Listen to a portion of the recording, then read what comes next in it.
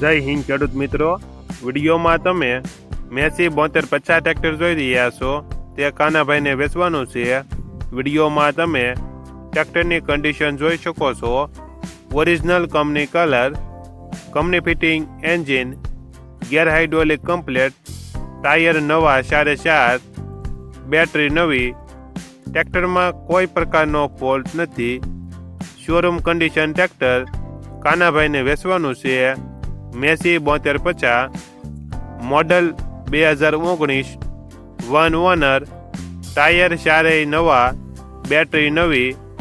કિંમત 5,10,000, મોડલ 2019, કિંમત 5,10,000.